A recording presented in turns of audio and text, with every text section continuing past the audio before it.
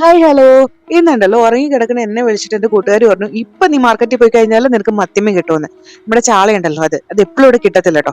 അങ്ങനെ ഞാൻ കെട്ടിയോനെയും കുത്തിപ്പൊക്കിക്കൊണ്ട് എന്താ വിഷമൊന്നും നോക്കില്ല, മാർക്കറ്റിലോട്ട് വിട്ടടിച്ചിട്ടോ. മാർക്കറ്റിൽ പോയാൽ നിങ്ങൾക്ക് അറിയാലോ, ഞാൻ ഒരു മീൻ മാത്രം വാങ്ങിക്കില്ല, അവിടെ കണ്ട മീനുകളെല്ലാം വാങ്ങിച്ചുകൊണ്ട് വരും.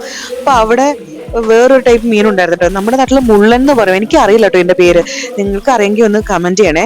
എനിക്ക് തോന്നുന്നത് കുറിച്ചി മുള്ളൻ എന്നൊക്കെ നമ്മൾ പറയൂലേ, ആ മീനാണെന്നാട്ടോ. അപ്പൊ നമ്മൾ വാങ്ങിക്കാൻ പോയ സാധനം വാങ്ങിക്കാൻ മറക്കില്ലല്ലോ. ചാളയും വാങ്ങിച്ചിട്ടോ.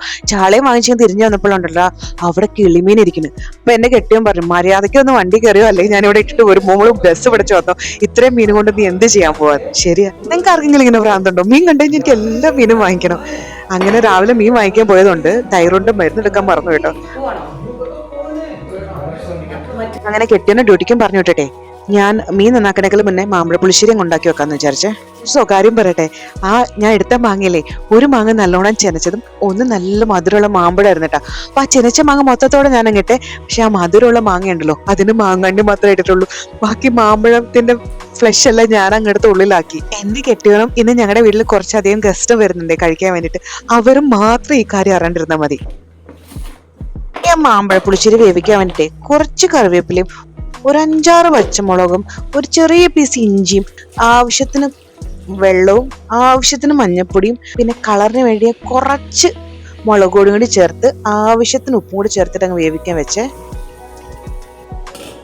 ഇന്ന് ചെറുപയർ തോരൻ ഉണ്ടാക്കാന്ന് വിചാരിച്ചിട്ടോ. പക്ഷെ വെള്ളത്തിലൊന്നും ഞാൻ അധികം നേരം ഇട്ടില്ല, കുക്കറിലിട്ട് അടിക്കുമല്ലേ, വെന്ത് കെട്ടിക്കോളും എന്ന് വിചാരിച്ചു. പക്ഷെ വേവിച്ചപ്പോണ്ടല്ലോ കുറച്ചധികം അങ്ങ് വെന്ത് പോയി. ഞാൻ ഈ മാമ്പഴ പുളിശ്ശേരി ഉണ്ടാക്കുമ്പോഴേ ചില സമയത്ത് ക്യാഷ്നട്ട് ചേർക്കാറുണ്ട് കേട്ടോ. അപ്പൊ നല്ല ക്രീമി ടെക്സ്ചറിലിരിക്കും, നല്ല ടേസ്റ്റും ആയിരിക്കും. അത് എപ്പോഴും ഇല്ല, ഗസ്റ്റ് ഒക്കെ വരുമ്പോഴും ഉള്ളൂ, അല്ലെങ്കിൽ നമുക്ക് മുതലാവില്ലല്ലോ.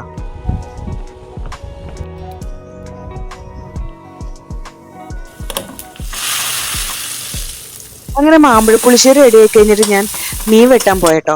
മീൻ വെട്ടി വന്ന് മീൻകറി ഉണ്ടാക്കി. പിന്നെ നമ്മുടെ ആ മുള്ളൻ മീനില്ലേ, മുള്ളനാണോ ആവോലിക്കുറിച്ചു എന്തോ ഒരു സാധനം, അതും വറുത്തെടുത്തു.